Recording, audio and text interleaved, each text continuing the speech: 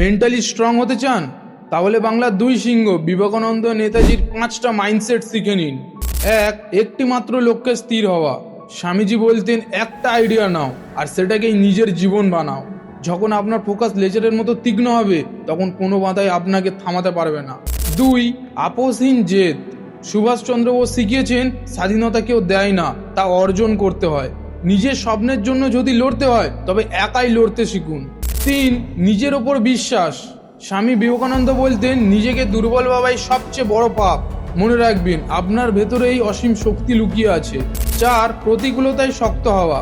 যখন নেতাজি দেশ ছেড়েছিলেন, সামনে ছিল অনিশ্চিত ভবিষ্যৎ, কিন্তু তিনি ভয় পাননি। মানসিকভাবে শক্ত মানুষরা সমস্যা দেখে না, বরং সেটাকে সুযোগ বানায়। 5. চারিত্রিক শক্তি। স্বামীজি বলতেন, ইস্পাতের মতো মাংসপেশি আর লোহার মতো স্নায়ু চায়। আসল শক্তি আসে চরিত্র থেকে, টাকা বা ক্ষমতা থেকে নয়।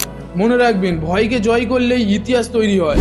আপনি কি নিজের ভেতরে সিংহ জাগাতে প্রস্তুত? কমেন্টে লিখুন, আমি পারবো।